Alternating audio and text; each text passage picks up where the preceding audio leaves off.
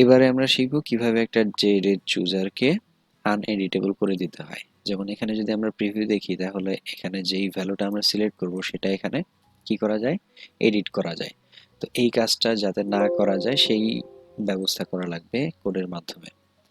তো এটা কেন প্রয়োজন? যখন আমরা টেক্সট এরিয়া ম্যানিপুলেশন কাজ করতাম তখন এখানে প্রপার্টিসে গেলে এখানে এডিটেবল বলে একটা অপশন থাকতো, কিন্তু JDateChooser যেটা আছে এইটার জন্য কোনো অপশন নাই। অর্থাৎ এখানে যদি আমরা খুঁজি তাহলে কোনো এডিটেবলের কোনো ফাংশন পাবো না। তো সেটা আমাদের বাই ডিফল্ট দেওয়া থাকে না দেখে ইউজার ডিফাইন্ড একটা মেথড দিয়ে কাজ করতে হয়। তো এটার জন্য যে ফাংশনটা সেটা লিখবো আমরা সোর্স কোডে। সোর্স কোডে যে ইনিট কম্পোনেন্ট যেটা আছে এটার আগে লেখা আছে হলো DateChooser ফাংশন। এই ফাংশনটাকে বলা হয় হলো কনস্ট্রাক্টর। কিসের জন্য কনস্ট্রাক্টর বলে? আমরা যে জাভা ফাইল নিয়ে কাজ করতেছি সেই জাভা ফাইলটার নাম হলো DateChooser এবং এখানে ঠিক একই নাম আছে এবং এই কনস্ট্রাক্টর থেকেই কাজ শুরু হয়। তো এটার ঠিক আগে আমরা লিখবো হলো যে TextField date editor। তো কন্ট্রোল এবং স্পেস দিলে অটোমেটিকলি এটা চলে আসবে এবং এটার একটা নাম দেওয়া লাগবে, সেটা হলো আমরা লিখবো DT edit। অবজেক্টের নাম দেওয়া হয়ে গেল। এবার আমাদের কাজ হলো একটা মেথড ক্রিয়েট করা। আমরা সবসময় ঠিক অবজেক্টগুলোর আগে মেথড ক্রিয়েট করব। এর আগে আমরা একটা মেথড ক্রিয়েট করেছিলাম, সেই মেথড এখানে ক্লোজ হয়েছে। তো আমরা নতুন একটা মেথড শুরু করব। মেথডের টাইপ হবে হলো প্রাইভেট। প্রাইভেট টাইপ ডেটা এবং এটার কোনো রিটার্ন টাইপ থাকবে না, এই কারণে ভয়েড ইনিশিয়েট ডেট এডিটর। এবার আমরা নেক্সট লাইনে যাই এবং ডিটি এডিট লিখবো। যে অবজেক্টটা আমরা ক্রিয়েট করেছিলাম সেই অবজেক্টটা ইকুয়ালস টু লিখতে হবে ডিটি সিলেক্ট। এই ডিটি সিলেক্টটা হলো আমাদের যে ডিজাইন পার্ট ছিল, এখানে এটার নাম ছিল ডিটি সিলেক্ট, যেখান থেকে আমরা ইনপুটটা নিতাম। DT select dot get date editor. DT select dot get date editor. এখন এখানে দেখা যাচ্ছে যে এইটার নিচে লাল দাগ দেখা যাচ্ছে। তো এখানে আমরা ক্লিক করে অল্টারনেটিভ এন্টার দিব এবং একটা অপশন তারা দেখাবে, এটা আমরা এন্টার দিলেই অটোমেটিকলি ইম্পোর্ট হয়ে যাবে।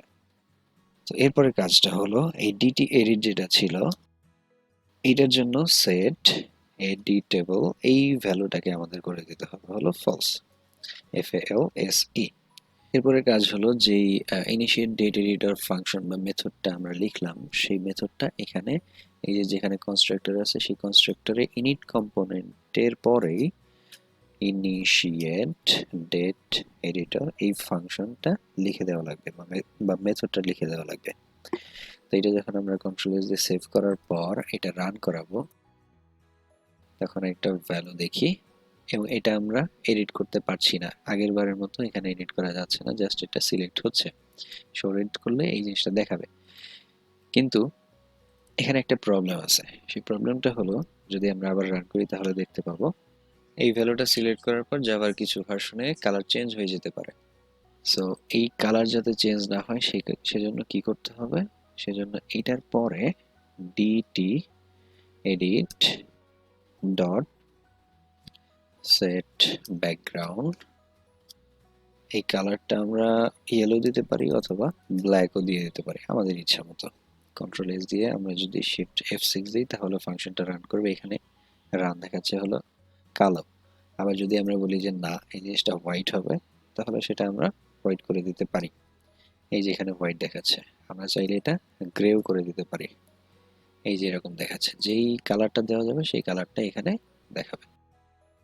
তো এখানে একটা ইম্পর্টেন্ট ব্যাপার মাথায় রাখা লাগবে, সেটা হলো যে আমাদের এখানে শুধু একটা DateChooser ছিল, এই কারণে আমরা কি করছি উপরে আমাদের একটা যে TextField এডিটর ডিটি এডিট শুধু একটা নিয়েছি এবং তারপর কি করেছি ওইটার জন্য তিনটা আলাদা লাইন বা তিনটা আলাদা স্টেটমেন্ট আমরা একটা ফাংশনের মধ্যে লিখে দিয়েছি। যদি এখানে আরো একটা বা আরো একাধিক থাকতো সেক্ষেত্রে প্রত্যেকটার জন্যই আমাদের এই তিনটা লাইন করে অথবা অ্যাটলিস্ট এই দুইটা লাইন করে লেখা লাগতো। ব্যাকগ্রাউন্ডের ব্যাপারটা খুব বেশি ইম্পর্ট্যান্ট না, বাট এই দুইটা আমাদের অবশ্যই লেখা লাগতো, কারণ ফলস যখন করতে হবে অবশ্যই সেট এডিটেবলের আগে আমাদের এই লাইনটা লিখে দেওয়া লাগবে।